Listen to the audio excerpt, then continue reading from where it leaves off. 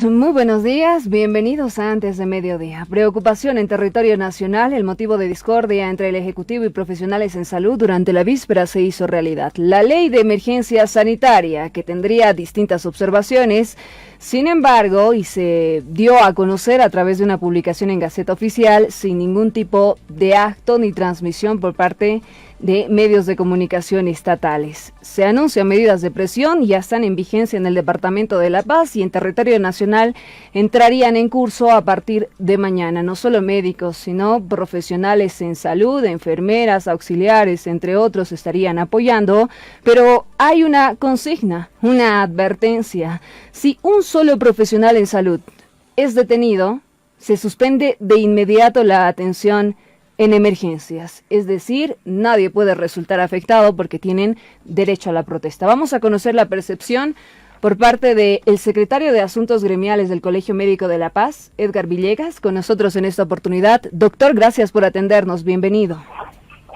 Sí, buenos días, gracias por la posibilidad de informar a la población y a través de ustedes, Radio Fides, un gran saludo a la población boliviana. Percepciones iniciales, doctor, hay una medida de presión que ya se está asumiendo en Bolivia, o mejor dicho, en el Departamento de La Paz. Heidi, informar a la población boliviana de que nosotros como profesionales en salud habíamos manifestado al gobierno la disconformidad y la molestia que teníamos por la promulgación de una ley anticonstitucional. Si bien el gobierno puede aducir que hubo un diálogo, un acercamiento con el cuerpo médico, también nosotros hemos manifestado que ese diálogo, ¿verdad?, no tiene el efecto que nosotros esperábamos, por cuanto la redacción que habíamos realizado con el gobierno, con el Ministerio de Salud, ha sido tergiversada en sus términos y obviamente eso no satisface a las expectativas, no de los médicos de Bolivia, no los profesionales de salud, sino las expectativas de que la población boliviana tenga un mejor sistema de salud. Lastimosamente, pese a las 3 cartas que se ha enviado al vicepresidente del Estado Plurinacional, 3 cartas enviadas al presidente del Senado y una carta enviada al presidente del Estado Plurinacional, a ninguna de ellas hemos tenido respuesta alguna y obviamente lo han promulgado el día de ayer a exigencia de los movimientos sociales afines al MAS. Con seguridad que el gobierno tiene 2 formas de actuar, unos con sus allegados políticos y otros con los que no son allegados políticos, como el caso de los profesionales en salud.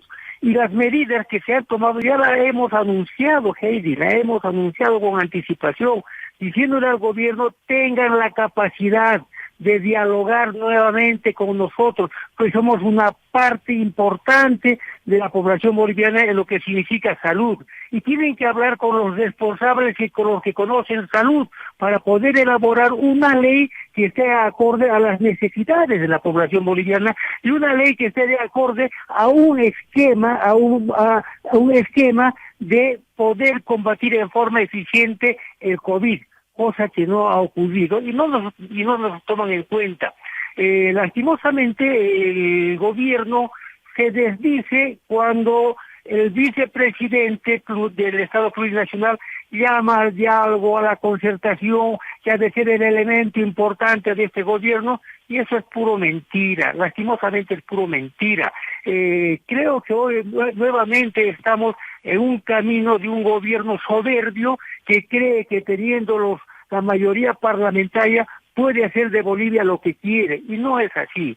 Creo que la población boliviana, en el transcurso de estos 100 días que han transcurrido de este nuevo gobierno, se ha percatado de que la conducta no había sido conforme ellos habían anunciado en su campaña electoral o en el acto de posesión. Es totalmente lo contrario. Qué lástima, Heidi, pero los profesionales en salud a nivel nacional ya han comenzado a tomar las medidas de presión que los habíamos anunciado previamente al gobierno mediante cartas enviadas a ellos. Doctor, ¿qué modificaciones o adhesiones tendrían que existir de por medio a esta normativa para que se proteja la salud pública? Porque es el principal propósito de esta ley. Aparentemente es el principal propósito, aparentemente, pero uno no puede decir que vamos a mejorar la salud con una ley, sino son con actos y con hechos relativos. No puede ser que esta ley, ¿verdad?, impida ya o discrimine a un sector en detrimento de otro. No puede ser, ya. No puede ser que esta ley permita la confidencialidad de las compras cuando estas deben ser en forma clara y transparente para conocimiento de la población. No puede ser, ¿verdad?, que esta ley permita la contratación de personal profesional extranjero sin que estos tengan los requerimientos adecuados para que realmente demuestren que son profesionales y no como la anterior vez cuando vinieron los cubanos. O sea, ahí vamos, ya. Y segundo o tercero, lo último, Heidi, es una ley anticonstitucional, está fuera de la constitución política del Estado. Y las autoridades que son las que tienen que hacer cumplir la constitución política del Estado en Bolivia son las primeras que la violan. Entonces hay pues una molestia en la gente pensante, querida Heidi, de cómo se está manejando hoy, ¿verdad?, el Estado plurinacional, de cómo la justicia se maneja. Imagínense ustedes que han lanzado y han aprobado una ley de amnistía. Una ley de amnistía, ¿para quiénes? Para aquellos que han bloqueado los caminos, que han impedido que pase el gas para la atención de los pacientes y a través de eso ha muerto un montón de gente. ¿Para ellos están haciendo la ley? No, yo creo que están totalmente equivocados. Y la población boliviana se está dando cuenta de aquello. Yo espero, ¿verdad?, de que el gobierno recapacite, deje su soberbia a un lado y gobierne para todos los bolivianos. Doctor, para un mejor entendimiento de la población sobre las medidas que están asumiendo, ¿nos podría detallar cuáles son sus acciones? Es decir, ¿solo médicos están en paro, también trabajadores en salud, hay atención en emergencia? Esto en el Departamento de La Paz. No, ya no solo en La Paz se cae, se dice a nivel nacional. Es a nivel nacional. Son todos los profesionales y trabajadores en salud, ¿verdad? Obviamente, nosotros seguimos, como siempre ha sido nuestra política en estas medidas de presión que hemos hecho a través de los últimos años, manteniendo los servicios de emergencia, reforzando aquello porque la gente tiene que tener una atención y nosotros la vamos a dar en emergencia. Doctor, el artículo 28 de esta ley establece la simplificación de contrataciones de médicos, técnicos en salud y enfermeras y enfermeros bolivianos con prioridad, incluso médicos bolivianos que concluyeron sus estudios en el extranjero, siempre y cuando no exista la disponibilidad de esos recursos humanos en el país. De esta forma se garantiza el refuerzo del ejército de mandiles blancos que debe implementar la vacunación a nivel nacional. ¿No considera usted que con la medida que se está llevando a cabo podría ejecutarse el artículo 28? ¿Estaría llegando personal desde el extranjero? Ese es el propósito de este gobierno, Heidi. No nos equivoquemos en la percepción o en la realidad con la que maneja este gobierno. No nos equivoquemos, ni ustedes ni nosotros. El gobierno anteriormente no trajo cubanos y trajo miles de cubanos. ¿Cuántos de ellos eran profesionales, Heidi? ¿Verdad?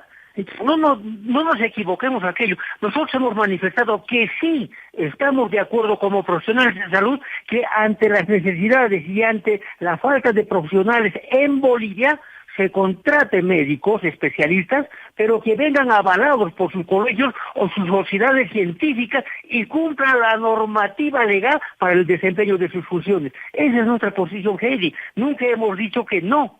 Si no tenemos, hay que contratar, pero contrataremos gente que realmente responda a las necesidades de salud del país. Pero ahora que están asumiendo este paro, doctor, ¿podría acelerarse la ejecución del artículo 28? Sí, con este gobierno todo se puede esperar.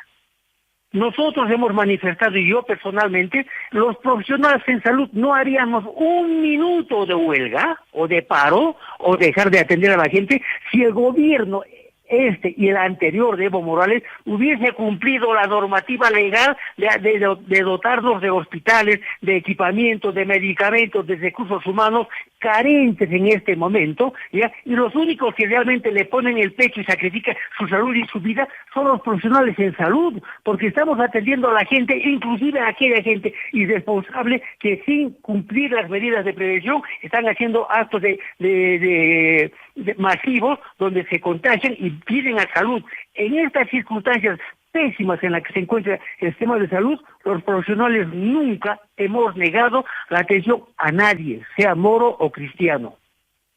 A propósito de la atención que ustedes ofrecen a la población boliviana, doctor, ¿cuál es la situación actual de hospitales, de centros de salud? Heidi, no quiero yo ser el único portavoz de cómo están los hospitales. Ustedes lo conocen perfectamente como periodistas, porque siempre han estado entrevistando. Los hospitales insuficientes. Ya estamos viendo que el Hospital del Norte ya no están funcionando 10 equipos, 10 respiradores, que de 10 o 20 creo de camas de terapia intensiva ya tienen el 40% suspendido por falta de algún elemento, falta de recursos humanos, falta de equipamiento, falta de medicina, falta de vacunas, mi querida Heidi, ante el compromiso del gobierno, 20.000 vacunas, ¿cree usted que es insuficiente? ¿No será como regar el desierto con un balde de agua?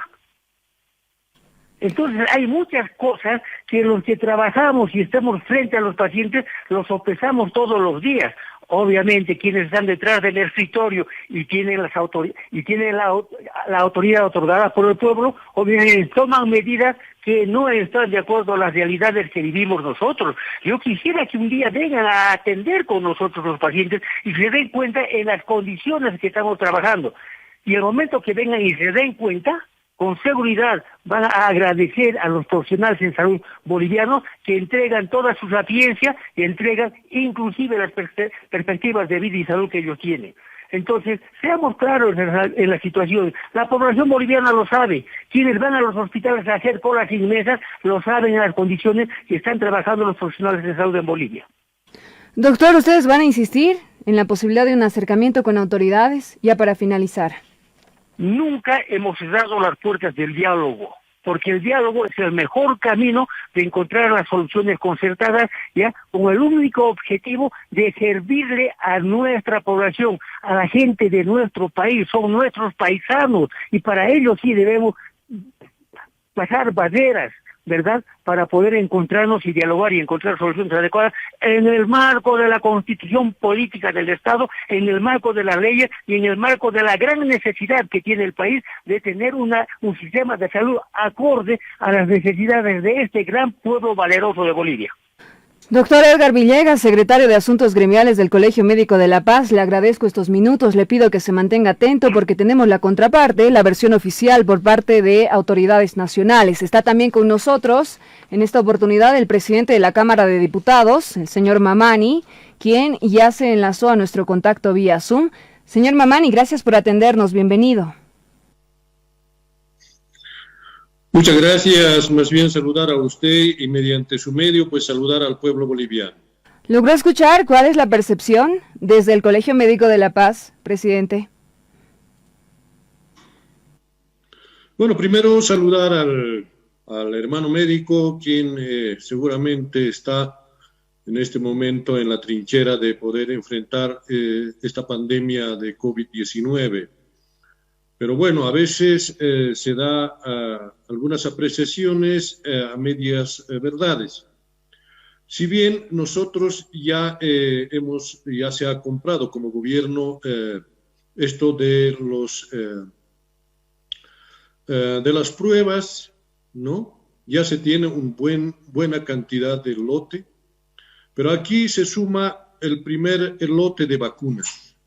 Y en eso tenemos que ser claros. A todo el pueblo boliviano se le ha indicado de que solamente este primer lote que hemos adelantado, que son 20.000 dosis, eso es cierto. Pero no estamos indicando que con esas 20.000 dosis ya está resuelto el tema de la pandemia. En ningún momento dijimos eso. Lo que sí estamos haciendo en este momento es adelantar primero este primer lote. ¿Para quiénes? Específicamente para nuestros soldados de blanco, quienes están en la primera fila ante esta guerra contra la pandemia.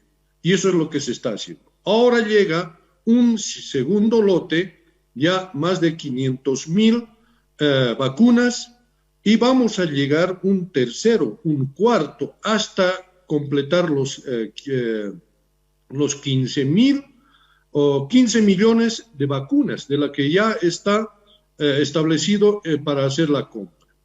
Y el mismo médico no me va a dejar mentir. Comprar una vacuna no es como que tenemos que irnos a la farmacia de la esquina y comprar las vacunas que necesitemos, sino se tiene que cumplir con una serie de protocolos internacionales. Imagínense de que inicialmente nosotros estuvimos previendo que podíamos tener la vacuna hasta finales del mes de febrero, inclusive el mes de marzo, recién todavía, pero las gestiones oportunas, adecuadas, precisas de nuestro hermano presidente Luis Arce Catacora hizo que esto se pueda adelantar y ahora las tenemos ya. Entonces, estamos preocupados, ¿no?, enfrentando esta pandemia de manera responsable. No estamos aquí viniendo a decir que vamos a hacer y sin hacer absolutamente nada. Lo que también quiero indicar en este momento es establecer las competencias que tienen las diferentes instancias. En este momento pareciera que se quiere hacer entender al pueblo boliviano que el Estado boliviano es absolutamente responsable de todos los hospitales. Y eso es totalmente falso. Tenemos las diferentes competencias de las diferentes instancias, por ejemplo, los gobiernos municipales, los gobiernos departamentales. ¿Dónde están? ¿Por qué no se exige exclusivamente ya para que ellos también puedan ya inmediatamente activar? Por eso, más bien, yo saludo la promulgación de la ley de emergencia sanitaria, que a partir de ahora inmediatamente se tiene que establecer esta comisión nacional de emergencia sanitaria, que van a estar conformado por los 11 ministerios, que tiene que activar inmediatamente la coordinación entre los gobiernos departamentales y los gobiernos municipales para poder ver dónde estamos con dificultades, por qué no está llegando los insumos de las que se requiere, como los trabajadores de la medicina, o en este caso los médicos. ¿Dónde está fallando? ¿Por qué no está llegando? Entonces, todo eso se va a establecer mediante esta comisión especial. Son protagonistas en medio de esta emergencia sanitaria, presidente, los profesionales en salud que aseguran, hace unos instantes nos corroboraban, enviaron al menos 3 cartas para poder reunirse con autoridades del Ejecutivo y de esta manera consensuar la normativa. Buscarán acercamientos. ¿Qué acciones asumirán ahora, dado que se han observado las reacciones en horas recientes? No es para tomarlo a chiste. En estas condiciones, la población se siente desprotegida. Bueno, no es la primera vez que nos vamos a reunir con los hermanos médicos. Ya se tuvo la reunión y producto de esa reunión, es más, se ha incorporado todas las observaciones que ellos tenían al proyecto de ley en aquel entonces, y se ha incorporado sin cambiar absolutamente ni una coma ni un punto, sino tal como se habían establecido en ese acuerdo que han sostenido entre el Ministerio de Salud y Colegio Médico. Eso es lo que se ha incorporado, esa es la que se ha aprobado y esa es la que se ha promulgado. Ahora, ¿qué corresponde? Trabajar en este decreto reglamentario. Para este decreto reglamentario, dicho sea de paso, presidente, esta mañana yo he sido convocado por nuestra organización matriz, que es la Central Obrera Boliviana, donde estuvieron muchos dirigentes nacionales, departamentales, inclusive los trabajadores médicos, para poder expresar su parecer y indicar qué es lo que se tiene que hacer y cómo se tiene que incorporar todas las observaciones. Entonces, perdón que le interrumpa, pero pese al acuerdo que usted está mencionando, se están observando el rechazo, hay medidas de presión, ¿no se va a buscar un consenso? No, por supuesto, por eso es lo que indico. En la Central Obrera Boliviana lo que han indicado también ellos, que quieren ser parte de la construcción de este decreto reglamentario. De la misma manera, los médicos tienen que ser parte de esta construcción de este decreto reglamentario. ¿Por qué no? Cuando ellos son los que conocen mucho más y deben llevar las propuestas concretas, así como la que hemos aceptado sus propuestas y hemos incorporado en esta ley que ya se ha promulgado. Presidente, ¿qué va a ocurrir en adelante? Hace unos instantes la misma consulta le hacíamos al doctor Villegas en relación al artículo 28 que establece si acaso no existiera personal de salud en territorio nacional, se podría acceder a la contratación de personal extranjero que esté disponible ya que estamos en emergencia sanitaria. ¿Podría aplicarse esto de manera inmediata? El decreto o el artículo 28 establece claramente, en ningún momento indica de que vamos a acudir a contratar médicos extranjeros. Eso hay que aclarar al pueblo boliviano. No hay necesidad todavía en este momento. Cuando tenemos médicos egresados, estudiados en Bolivia, nacidos en Bolivia, tenemos todavía desocupados y a ellos son nuestra primera prioridad. Si así no es suficiente, entonces serán aquellos bolivianos, hermanos nacidos en Bolivia, que han ido a estudiar al exterior mediante una beca o en algunos casos con sus recursos propios, han tenido que estudiar en el exterior y son bolivianos y han retornado y están acá. ¿Por qué no acudir a esos profesionales que también conocen del tema? Y si así no es suficiente, hemos dicho, vamos a acudir a los estudiantes del último año de medicina, quienes ya son casi diríamos, ya profesionales. Entonces, vamos a acudir a ellos. Si así no es suficiente, inclusive vamos a acudir, hemos dicho, a los profesionales médicos que ya están en el sistema pasivo, en este caso los jubilados. Así que todavía no es prioridad en este momento como ir pensando de que vamos a traer médicos extranjeros cuando las tenemos aquí en nuestro país. ¿Cuándo estaría abierta la posibilidad de diálogo, presidente? Es urgente. No, para nosotros es más bien urgente a partir de la promulgación de esta ley. En uno de los artículos indica que solamente tiene 30 días hábiles para poder reglamentar esta ley. Entonces, el día de hoy ha sido un pedido urgente de la Central Obrera Boliviana indicando de que 30 días es mucho. Debería ser menos de 30 días, hasta en 15 días debíamos ya tener el reglamento o el decreto reglamentario. Entonces, considero que hoy ya el Ministerio de Salud debe estar ya movilizándose para poder ya elaborar este decreto reglamentario, ya convocando a las diferentes instancias con quienes se pueda ir mejorando o teniendo cosas totalmente claras para enfrentar esto. Bueno, ellos dirán su parecer al pueblo boliviano, pero para nosotros estamos enfrentando responsablemente. Hemos recibido sus observaciones, están ya en los artículos sus observaciones. Ahora le considero que el ministro de Salud les va a convocar inmediatamente para elaborar este decreto reglamentario y no sabemos el por qué seguir insistiendo en un paro que ya realmente estaríamos, no sé, fuera de una realidad tan concreta y tan sentida que en este momento las tenemos los bolivianos. Así que yo quiero más bien acudir a esa buena voluntad, a ese profesionalismo, a ese juramento que hicieron ellos de salvar vidas. Así que cumplamos con eso y por supuesto nosotros estamos prestos para poder incorporar las observaciones o las sugerencias que ellos puedan hacer. No nos hacemos ningún problema por esos temas que puedan ver por conveniente las diferentes organizaciones que tienen que ver en temas de salud. Le agradecemos el tiempo compartido, presidente. Hasta una próxima oportunidad. Muchas gracias y un saludo a todo el pueblo boliviano. La ciudad en el mundo atraviesa uno de sus momentos más desafiantes en la historia a raíz de la pandemia del coronavirus que ha obligado a millones de centros educativos a diseñar nuevos esquemas de aprendizaje o implementar medidas distintas. ¿Cuáles son los escenarios educativos que hoy en día existen en Bolivia? Lo analizamos con Rodrigo Montes, quien es docente, filósofo y especialista en educación. Ya con nosotros, señor Montes, gracias por atendernos, bienvenido. Muy buenos días, gracias a ustedes y un saludo a todos los radioescuchas. Ciertamente, contacto el señor Claudio hay mucha Rosell, tela quien que es... cortar en todo esto.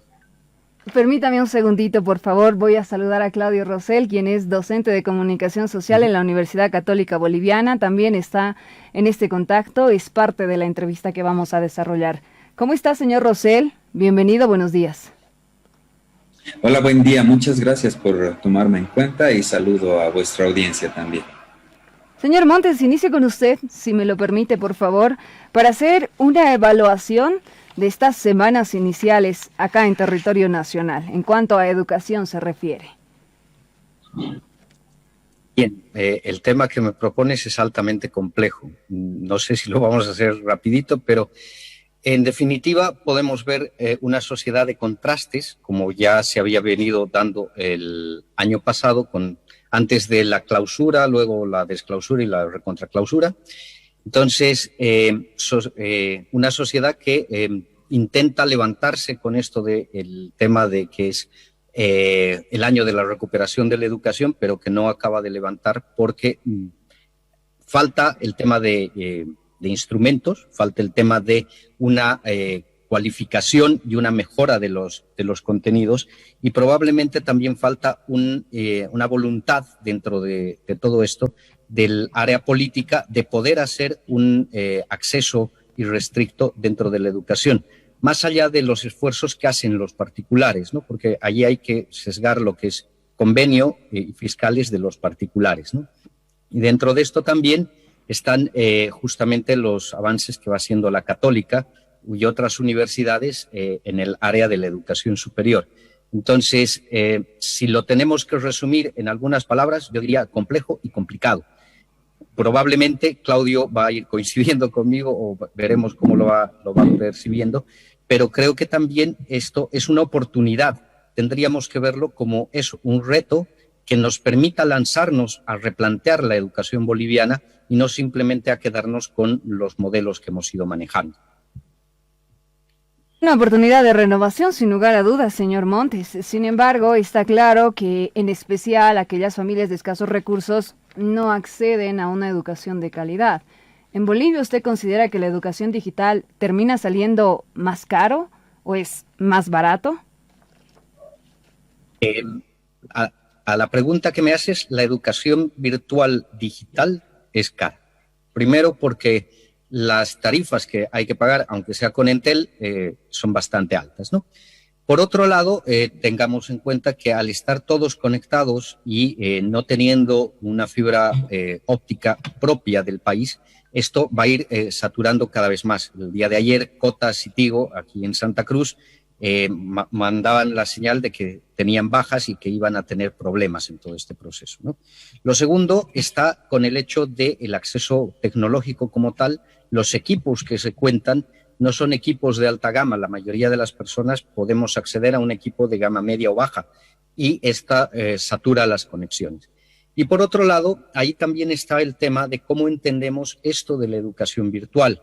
Una manera de educación que es bastante virtual es la experiencia de Radio Santa Cruz e IRFA, el Instituto Radiofónico de Fe y Alegría, que ya desde hace muchos años han ido desarrollando procesos educativos y esto sí tiene un acceso mucho más fácil para las familias. Pero, claro, asumimos que la educación virtual solo puede ser vía Internet y vía los procesos que van desarrollando o se van dando en esta situación. Y ahí, por ejemplo, el Ministerio no acaba de decir que una cosa que es real. Ellos pueden decir que la plataforma que han puesto para los estudiantes es gratuita, pero para conectarse a la página del Ministerio uno tiene que tener megas. Si no tiene megas, no se conecta para nada, ¿no? Entonces, en esto deberíamos ser un poco más reales en esta situación. Y ahí entra también el tema de la soberanía tecnológica que se va diciendo, ¿no? Esto del Tupac Katari, ¿dónde ha quedado? Porque se suponía que tenía que darnos conexión irrestricta dentro de todo el territorio nacional con precios mucho más bajos. Obviamente las tecnologías tampoco lo permiten porque los equipos que tenemos no es para bajar señal satelital. Y ahí, como vamos viendo en el tema de esta profe que ha empezado a mostrar sus productos y demás, más audiovisuales, también es una posibilidad de generar a partir de la televisión, a partir de otros espacios, un acceso, pero obviamente esto va de la mano de que no hay una planificación seria de cómo hacemos que los programas sean realmente educativos, de cómo se establece un horario. Y en esto, si me permites una comparación interesante, el Ministerio de Educación del Perú el año pasado apenas se lanzó el tema de la cuarentena y de que ya no se podía ir a clases. En 2 semanas tenía montada su plataforma, sus horarios y sus modos de acceso para poder llegar a la mayoría de su población. En este caso, nosotros seguimos todavía bastante retrasaditos. Apelamos a su experiencia como docente de la carrera de comunicación social, señor Rosell, para analizar qué niveles educativos están resultando más impactados por estos cambios acelerados. Los niños en las escuelas, los jóvenes en secundaria, los universitarios. Bien, para comenzar, coincido plenamente con Rodrigo Montes. Es cierto que estamos en un momento que es al mismo tiempo una oportunidad y una debilidad. Una oportunidad porque nos obliga a los docentes, a los maestros, a actualizar nuestros métodos, pero también una debilidad porque se necesita mucho más que solamente buena voluntad de parte nuestra. Estamos viendo en la pantalla un espectáculo televisivo con intenciones educativas que seguramente tiene muy buenas intenciones y algún resultado producirá. Sin embargo, hay que considerar que es muy probable que este tipo de experiencias, si es que no están articuladas a un plan nacional, a políticas públicas serias y de largo alcance, son pues esfuerzos, de nuevo, aislados que no llegan a fructificar. Que se emita a través de Bolivia TV me parece una gran cosa porque significa que finalmente estamos llegando al ámbito nacional y significa que los chicos y chicas que miran este tipo de espectáculos están recibiendo contenidos que son similares tanto para el oriente o el norte del país, estoy pensando en Santa Cruz, Beni, Pando, como para el sur y el occidente del país, La Paz, Oruro, Potosí, hasta Tarija. Entonces, todos los chicos y chicas están recibiendo estos mismos contenidos. Eso es bueno, pero insistamos, se necesita políticas públicas para que esto no sea solamente un botoncito de muestra, sino que esté en todas partes. Al diagnóstico que ya hizo Rodrigo, yo le añado este otro problema fundamental, que es que particularmente en los primeros cursos, los niños y niñas necesitan no solamente a un tutor o a un instructor que les esté dando contenido, sino sobre todo que les esté acompañando de manera lo más personalizada posible, y eso ha desaparecido con las clases virtuales. Lo otro que ha desaparecido con las clases virtuales, y creo yo que es lo más importante de la formación escolar, es la socialización con los compañeros, con los pares. Felices aquellos niños que viven en barrios con muchos niños y salen a jugar en sus horas libres, pero hay muchísimos otros que desde el año pasado están encerrados en sus casas. En el mejor de los casos están interactuando como nosotros ahora a través de una pantalla, y ciertamente puede que aprendan un montón de cosas, pero no están desarrollando un montón de otras habilidades sociales que se adquieren en la escuela. Respecto a la pregunta puntual, ¿quién se la está llevando peor, si los niños de primaria, de secundaria o los universitarios? Es mi opinión que los universitarios, con todo y todo, están en otro ámbito, tienen un poco más de autonomía, entonces pueden salir, pueden encontrarse con sus amigos en la medida en que no haya mayores restricciones a la circulación, y sobre todo, de un modo u otro, ya saben aprender, ya saben buscar recursos para mejorar su aprendizaje, mientras que en el otro extremo están los chicos y chicas de primaria que, insisto, están aprendiendo a aprender literalmente, porque esa es una de las competencias que se adquiere, si no en el último curso del preescolar, en los primeros cursos de primaria. y ciertamente todo su contexto va a ser el computador cuando tienen la fortuna de tener uno o el smartphone y su pantallita pequeña o la tablet que es más o menos intermedia, y ciertamente son papás y mamás o tutores quienes están a cargo de esa parte tan importante de la formación, y ciertamente no todos los papás y mamás están en condiciones de hacer un buen seguimiento, de dar un buen apoyo a un chico que está en edad de educación inicial, que está tratando de aprender a leer, a escribir, a hacer ciertas operaciones mentales que se requieren en la educación formal, etcétera. Entonces, creo yo que quienes peor se la pasan son ahorita los más chiquitos. Sin duda, el problema de la escolarización que se lleva hasta el hogar, en mayoría, es por parte de los pequeños. Son públicos diferentes, pero si hablamos en términos generales, ¿qué debería mejorarse en el sistema educativo que se está presentando en la actualidad? Bueno, insisto en esta idea de que hay que desarrollar políticas públicas. Tengo la idea de que hemos desperdiciado casi un año, todo el año 2020. Hemos visto cómo el Ministerio de Educación se mostraba incapaz de desarrollar. Emitieron un decreto supremo o formularon un decreto supremo estableciendo las 3 modalidades de educación que siguen vigentes hoy, ¿no? La presencial, la semipresencial, la virtual. Pero si nos fijamos, nunca se hizo un desarrollo de los presupuestos de este decreto, de tal modo que este año, como gran innovación, hemos vuelto a la teleeducación a través de la radio, a través de la televisión, como comentábamos y estamos viendo ahora en la pantalla. Y no basta con eso, porque tiene que ser mucho más profundo.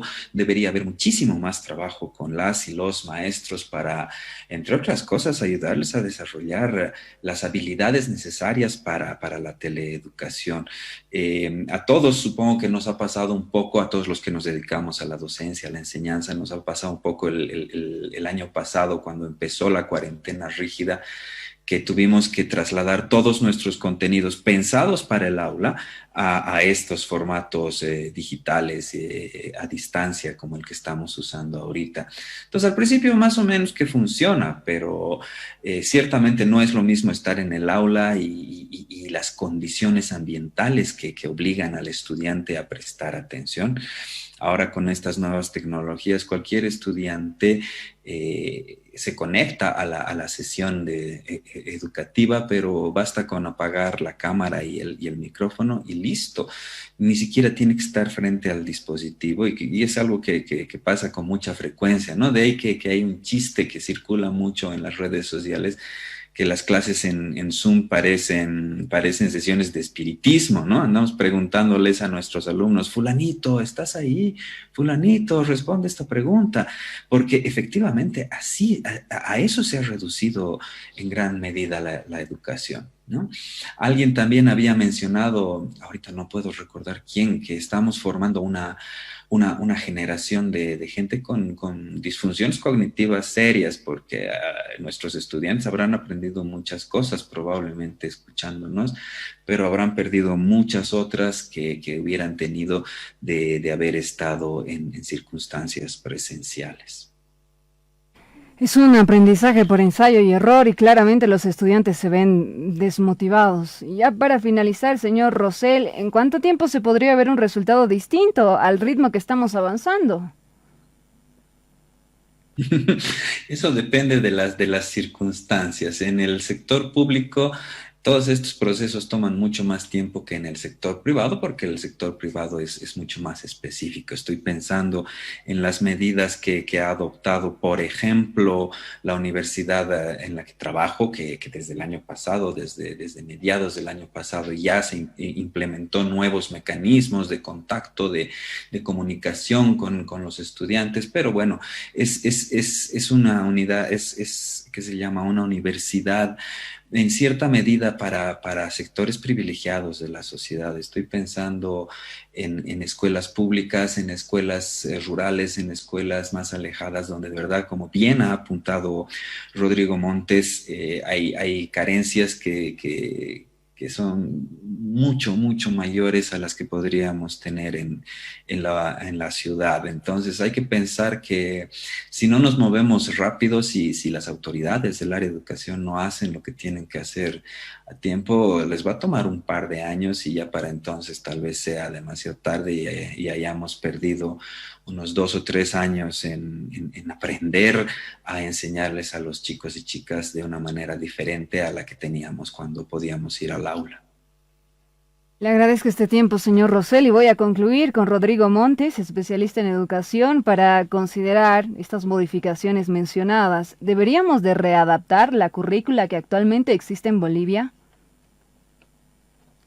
Yo creo que sí, porque Claudio ha ido planteando bastantes problemáticas de una óptica bien interesante. Entonces, si no planteamos qué contenidos no es que tengan que enseñarse, sino qué contenidos tienen que aprenderse, nunca los vamos a poder pasar a las habilidades.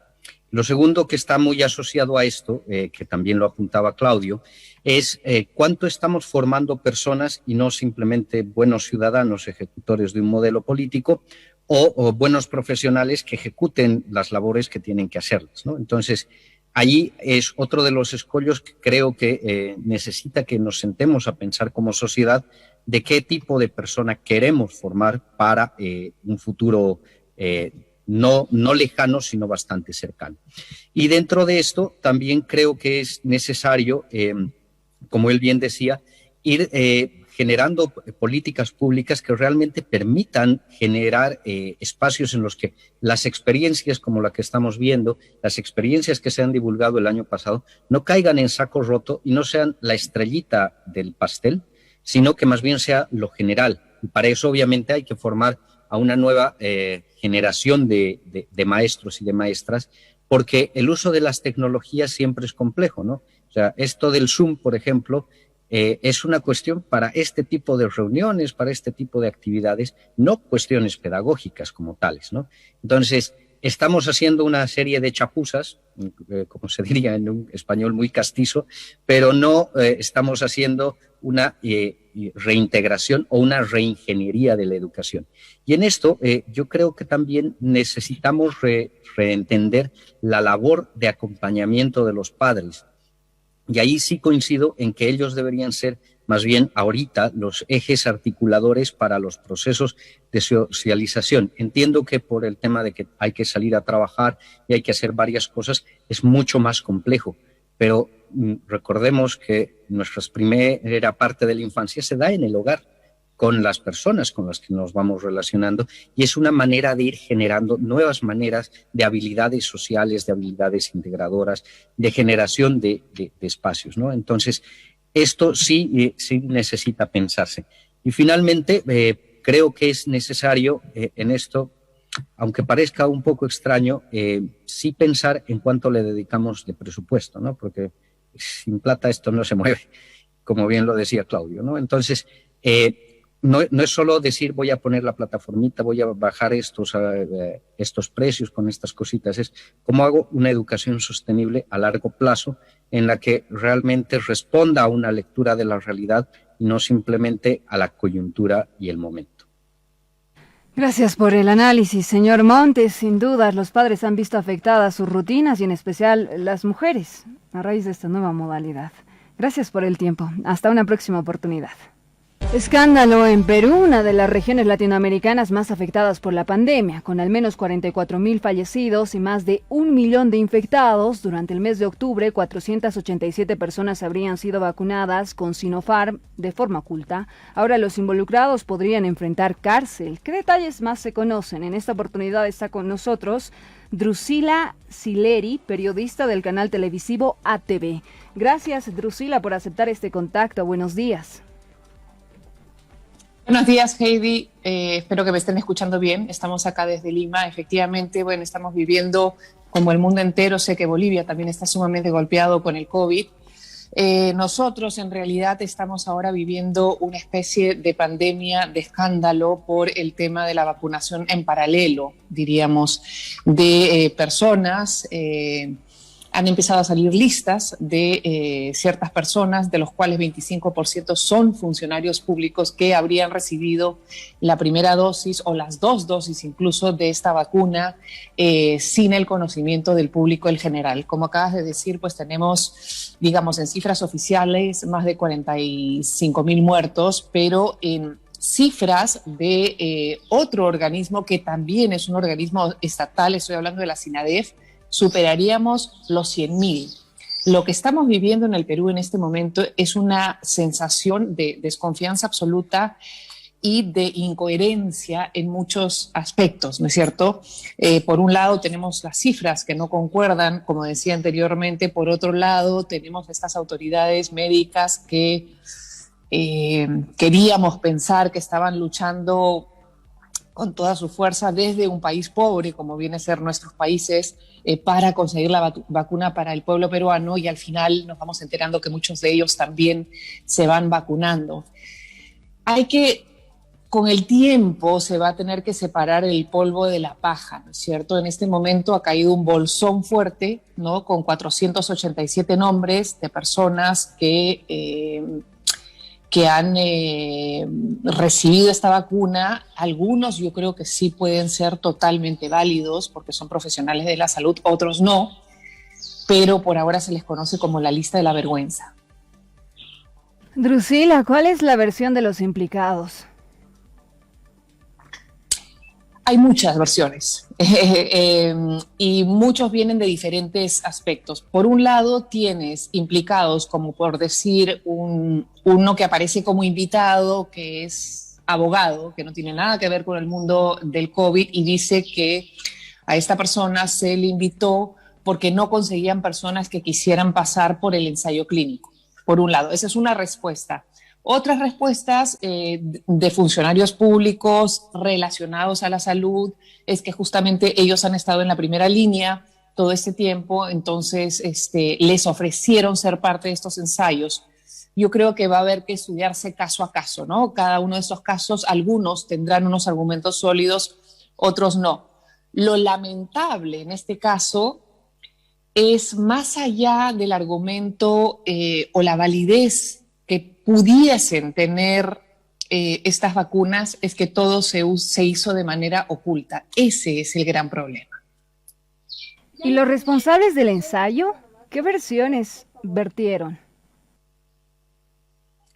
Bueno, a ver, los responsables del ensayo son, en primer lugar, la Universidad Cayetano Heredia. Es una universidad de medicina muy reconocida, muy prestigiosa en nuestro país, y básicamente ayer han salido a decir que lamentan mucho todo lo que ha ocurrido.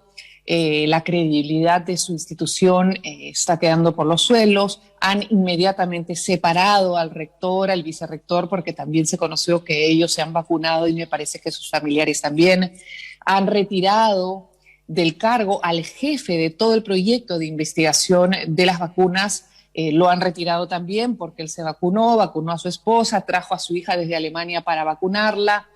Entonces, en realidad, los que estaban a cargo o los que eran las cabezas de este proyecto han rodado, han salido. Y ahora quienes están asumiendo y enfrentando este escándalo son los que quedan, los que no sabían nada.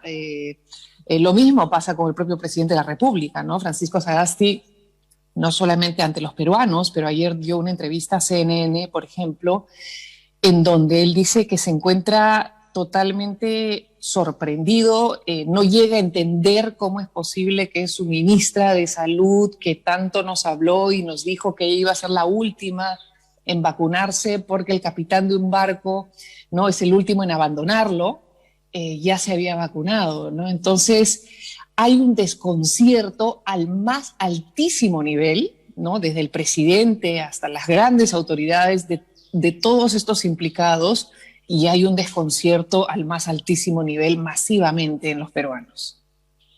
De no creer, Drusila. Y en plena contienda electoral, el próximo 11 de abril serán las elecciones presidenciales. ¿Cuáles son las investigaciones en curso ahora? Bueno, la Fiscalía está haciendo una investigación a todo nivel, empezando, ¿no es cierto? Lamentablemente, claro, todas estas investigaciones de fiscalías a la vez retrasan un poco lo que es urgentísimo en este momento, que es la entrega de las vacunas y las dosis. O sea, se está avanzando muy bien. Este primer lote que llegó inicialmente de 300.000 vacunas ya se ha avanzado al 80%, pero con todos estos cambios de las personas que habían estado trabajando en toda esta estrategia y con toda esta investigación de la Fiscalía, que algunos de ellos pueden enfrentar el expresidente de la República, Martín Vizcarra, las 2 ministras que se habían vacunado de manera oculta, ellos 3, por ejemplo, están enfrentando 8 años de cárcel. Podría ser que enfrenten 8 años de cárcel. Entonces, estamos enfrentando 3 pandemias en el Perú en este momento. La pandemia de salud, que es la COVID, que está arrasando con las vidas de los peruanos. Tenemos la pandemia económica, que también es en paralelo, ¿no?, que surge a través de la COVID, en donde la gente no puede salir a trabajar. Tenemos una economía del más del 70% que es informal. No debe salir a trabajar, pero si no, ¿cómo vive el día a día? Entonces tienes una pandemia económica en donde está forzando a la gente a salir y a seguir infectándose. Y tenemos una pandemia de corrupción, en donde tenemos que enfrentarla fuertemente en un momento en donde toda nuestra atención debería estar volcada al lado de la salud y la economía, ¿no? Entonces, realmente, con las elecciones que son ahora el 11 de abril, hay una sensación de desasosiego, diría yo, ¿no? Es una especie, creo que estamos viviendo una especie de bipolaridad política en cuanto al impacto que está generando en la población, ¿no? Por un lado, no sé, en un día estamos felices los peruanos celebrando que llegan las vacunas al Perú y pasan 48 horas y nos enteramos que todos nos han mentido porque muchos ya se habían vacunado. Entonces es como que en este momento yo creo que el gran impacto que va a tener en las elecciones va a ser dramático, porque yo creo que hay un grueso, la mayoría de la población en estos momentos, diría yo que un 60-70% no tiene candidato, no quiere votar por nadie porque en nadie confía. Ese creo yo que podría ser la foto del momento, porque tenemos, Heidi, encuestas, como en todos nuestros países, que a medida que se acercan unas elecciones cada semana, estas encuestas políticas, etcétera, tenemos unas encuestas que semanalmente nos dan, pues, quíntuples empates, ¿no?, técnicos, donde tienes 5 candidatos que se llevan 1 punto, 2 puntos, ¿no es cierto? Pero ninguno pasa del 11%. Entonces, ¿qué es lo que te dice? Que realmente pues tienes una población que no cree en la política y mucho menos cree en los políticos. Lamentable y escandaloso por donde se mire, Drúxila. Aprovecho este contacto para conocer mayores detalles de cara a esta consulta popular. ¿Cómo se está preparando la nación peruana? A ver, se ha estado trabajando en la información que hemos estado recibiendo por parte de los organismos que manejan las elecciones, una manera de enfrentarlo en donde no se tenga que postergar las elecciones, porque hay aquellos que también piden una postergación justamente por el temor al contagio. No tenemos en el país un sistema implementado para hacerlo digitalmente. Vamos a tener que ir a los centros de votación. Entonces hay esa gran preocupación del contagio en los centros de votación. Se están analizando varios aspectos. En principio, lo que se ha llegado hasta el momento es que el día 11 de abril, efectivamente, toda la población va a votar. Están sugiriendo ciertos horarios, por ejemplo, para las personas mayores de 65, de 7 de la mañana a 9 de la mañana, de acuerdo a el número final del DNI, podrían hacerse rangos de horas para que no se acumule la gente en una hora específica. Otros plantean que las elecciones se lleven a cabo en un lapso de 3 días para que no hayan aglomeraciones. En fin, otros plantean una postergación que ya ha sido descartado por el presidente Sagasti y por los organismos también. O sea, la promesa fue que iban a ser el 11 de abril y van a ser el 11 de abril. Entonces, también, ¿no? Yo creo que como puede estar viviendo Bolivia, tantos países, con tantas cosas que se complican, ¿no?, a raíz de esta pandemia horrorosa, ¿no?, que nos ha venido a sorprender al mundo entero. Drusila, ya para finalizar, ¿consideras que este caso, que también está salpicando a aspirantes a la silla presidencial, podría desatar una convulsión social?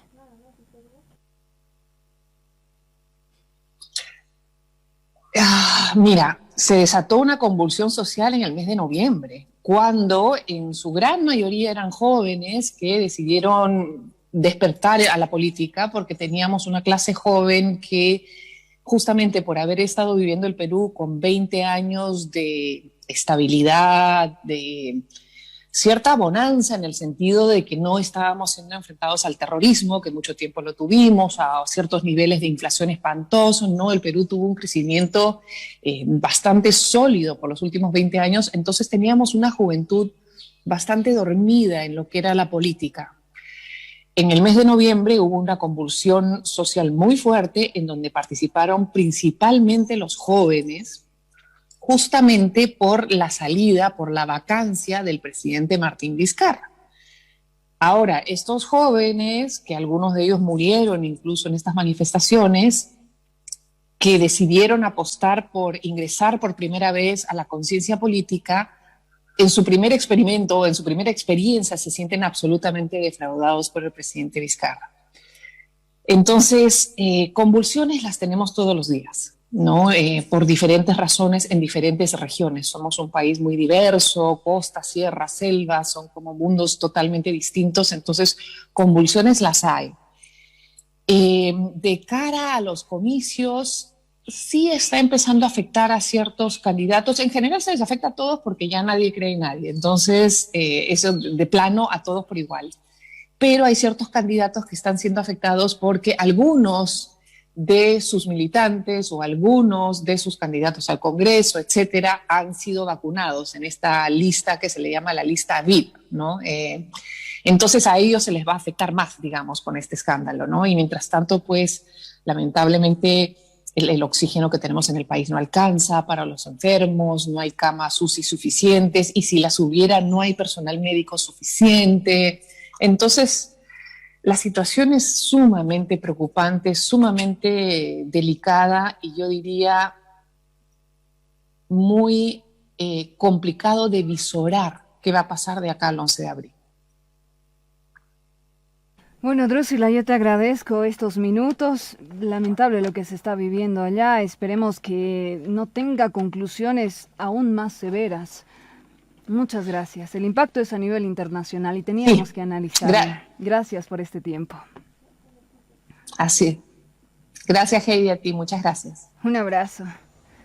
Revisamos con ustedes la cuenta de Twitter del viceministro de Relaciones Exteriores, Benjamín Blanco, su publicación de hace al menos 50 minutos. Dice, a las 10 de la mañana con 27 minutos llegó la nave de BOA, con casi 500,000 de unidades de medicamentos adquiridos de la empresa Saimed de la India para combatir el COVID-19. Sin intermediarios. La carga incluye 30,000 dosis de Remdesivir, 225,000 de Propofol, entre otros.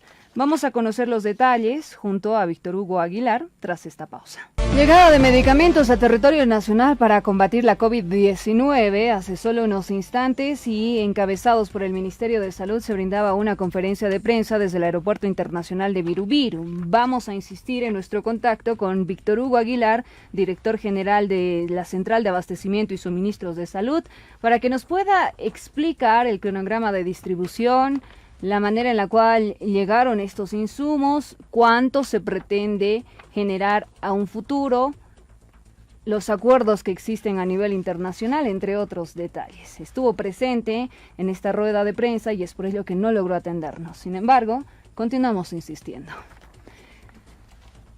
11:34, nombrada hija predilecta de Bolivia. La ciudad de Uyuni, en conmemoración a su aniversario número 128, adquirió popularidad en un inicio por ser punto de tránsito entre Antofagasta y La Paz. Posteriormente, estrechamente vinculada a la explotación de minas de plata, y hoy en día es punto central para el desarrollo y progreso de nuestro país. Sin embargo, ¿cuál es su situación actual? La consulta para Patricia López Ayaviri, quien es presidenta de la Cámara de Operadores de Turismo Destino Salar de Uyuni y Lagunas de Colores. Gracias, señora López, por aceptar esta invitación. Buenos días. Estimada Heidi, muy buen día. Reciba un saludo cordial desde Uyuni. También a su prestigiosa... Muchas gracias por la invitación, por este espacio. ¿Cuál es Mi la nombre es situación Patricia turística que López están Ayaviri, atravesando ahora? presidenta de Codetur. Sinceramente, nos sentimos muy indignados por las declaraciones vertidas, ¿ya?, de la turista señorita Frances Peláez, quien ha dado adjetivos calificativos muy despectivos a lo que es Uyuni. Reitero, repudiamos esta actitud. Como operadores de turismo y siendo Uyuni el portal importante al destino Salar de Uyuni, Lagunas de Colores, prácticamente afecta de sobremanera porque Uyuni, la región, su actividad principal económica es por el turismo. En ese sentido, es que exigimos a las autoridades, tanto nacionales, departamentales y municipales, tomar acciones. Si bien ya se han iniciado algunas acciones, nosotros como una organización activa vamos a apoyar esas acciones porque no podemos permitir que personas, tanto estantes, habitantes y ajenas a Uyuni, podamos permitir ese tipo de actitudes. Hay formas de cómo sancionar, se tiene que sancionar.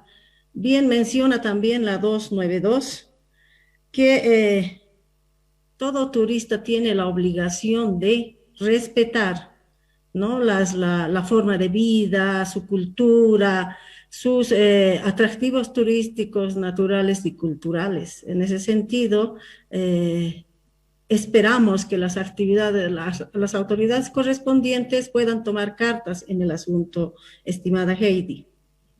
Señora López, entonces se están viendo afectados. Reafirman que las declaraciones de esta joven los va a perjudicar en la afluencia turística que se genera en esta región.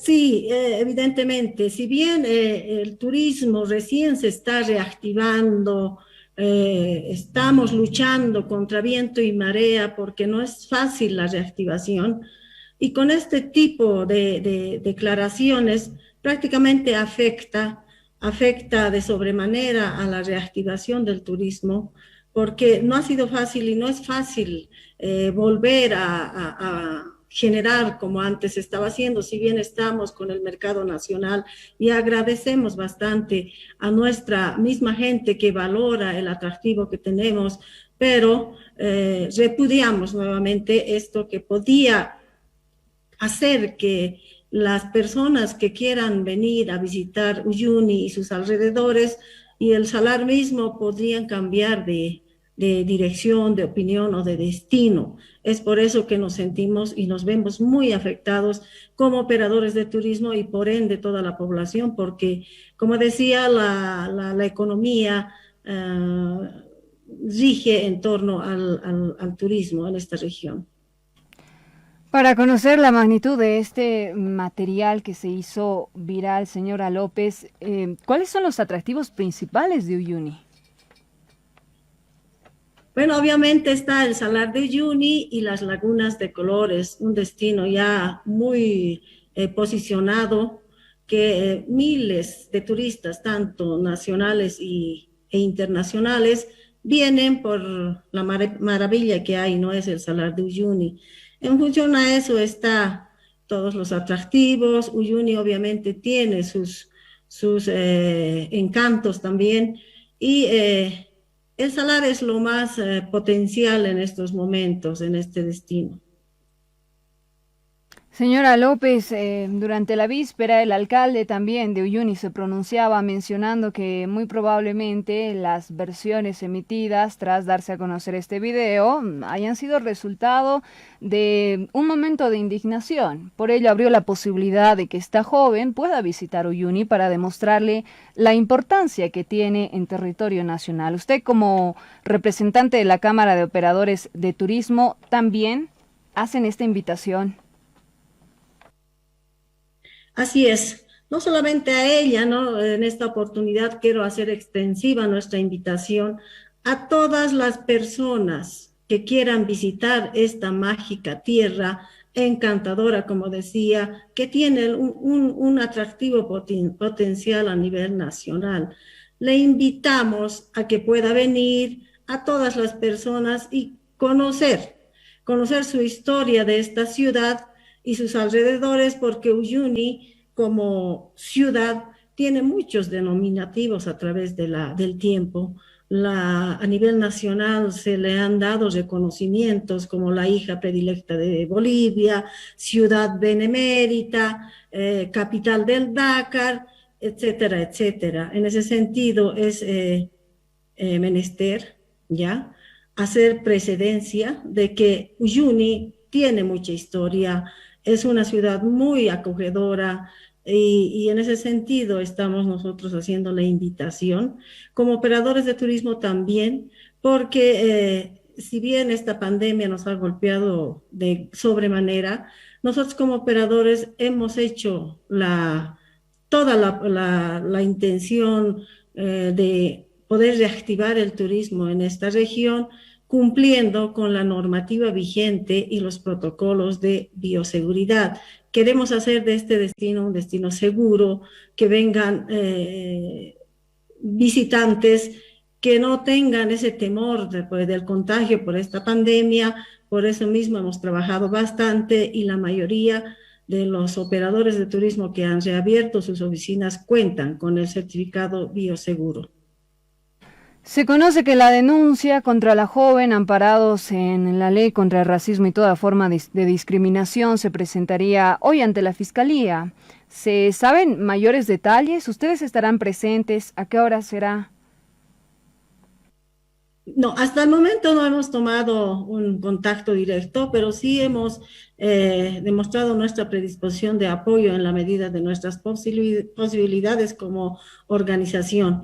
En ese sentido, a más tardar hasta la tarde vamos a tomar contacto con las autoridades y reitero nuestro apoyo a que se pueda sancionar a esta mencionada persona que realmente ha desprestigiado a un destino tan importante que es el sudoeste potosino.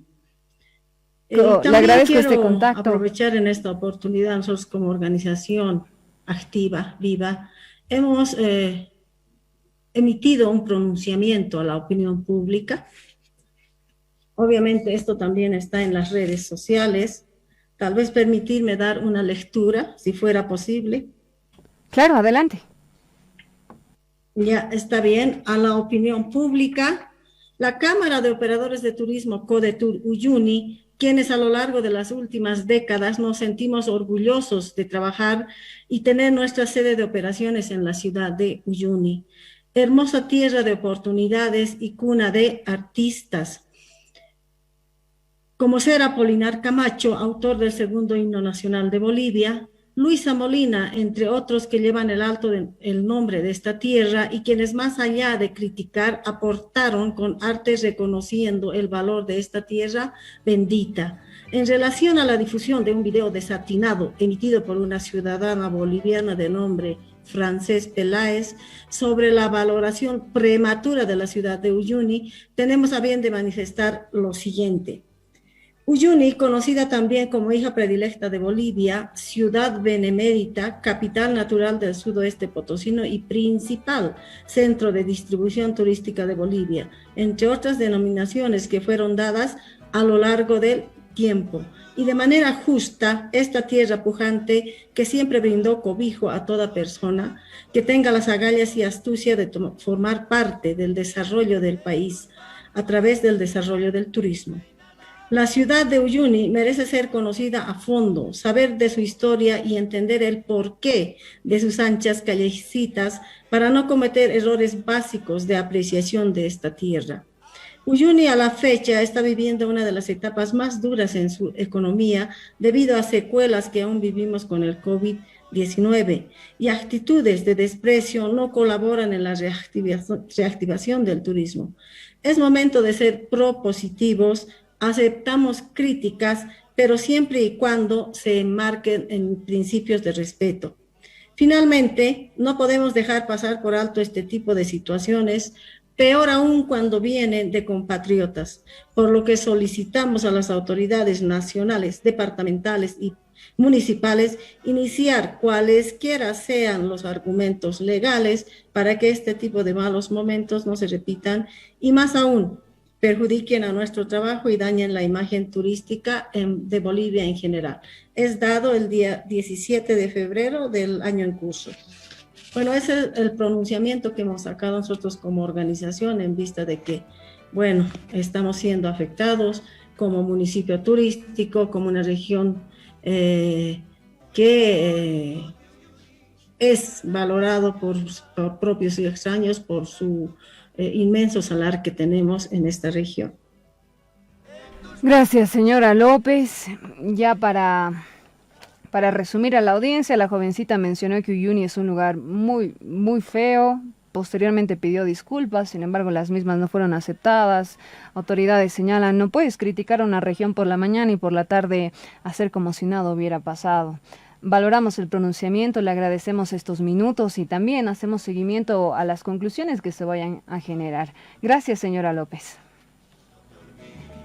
Muchas gracias y un saludo cordial.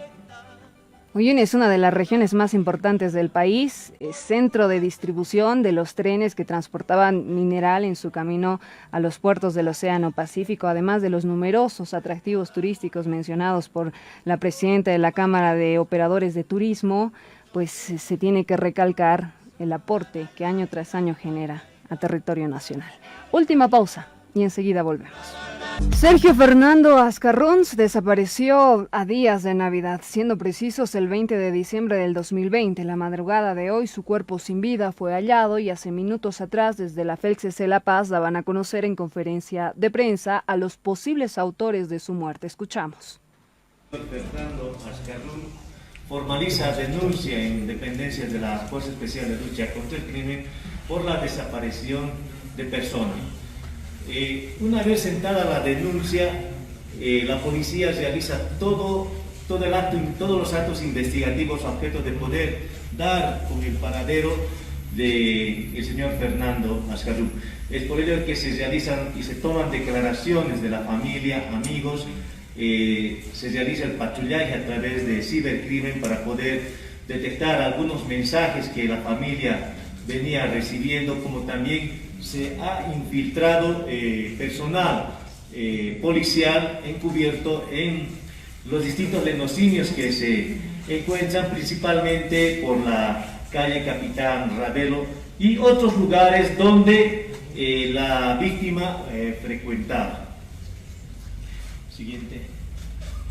Bueno, queremos hacer mención al operativo mismo que se realiza en fecha 17 de febrero, donde a horas 22, ya con una información procesada por parte de la policía boliviana, la Fuerza Especial de Lucha contra el Crimen, personal de trata y tráfico y homicidios se constituyen en la avenida Capitán Ravelo, número 45, a objeto de poder hacer una verificación.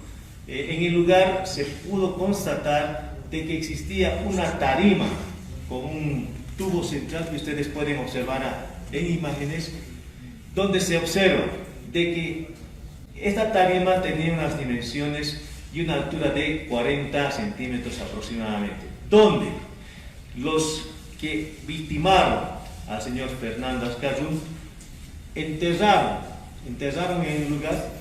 Ustedes pueden observar la fosa donde entierran con cemento al señor Fernando Ascarrons. Queremos hacer referencia también de que este hecho se habría suscitado al interior del local, debido a algunas rencillas que tendría con uno de los administradores, el señor Fernando Ascarrón, quien retornó, quien ingresa a este lugar a consumir bebidas alcohólicas. Este trabajo se realiza con la cooperación de bomberos y CUP y la Fiscalía. Siguiente. Se ha realizado el levantamiento legal del cadáver, donde se ha podido determinar que al examen externo el cadáver presentaba lesiones a la altura de la cabeza, principalmente en la región temporoparietal izquierda y también a la altura del cuello. Sergio Fernando Ascarrons, de 52 años, llevaba desaparecido al menos 60 días. Sus familiares lo buscaron en casi toda la ciudad de La Paz, particularmente por Sopocachi, por la zona sur, sin suerte. Desapareció en la intersección entre Bellavista y el barrio de San Alberto, en la zona sur de la ciudad de La Paz.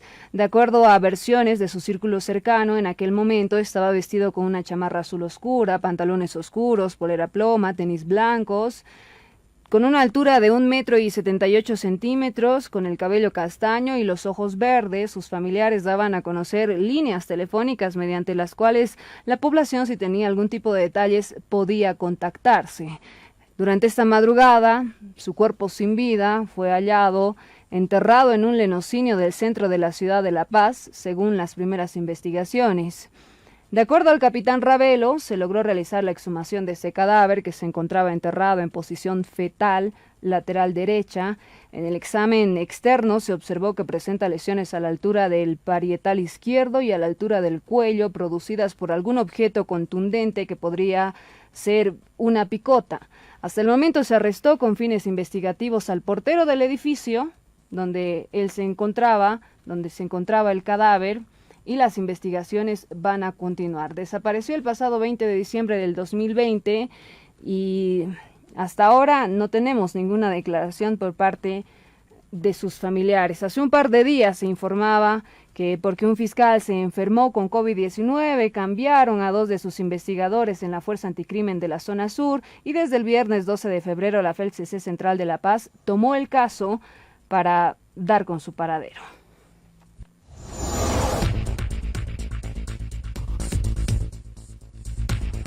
Estamos a 3 minutos del mediodía, llegamos al final de esta edición. Usted se queda con las noticias. Gracias por su atención y hasta mañana.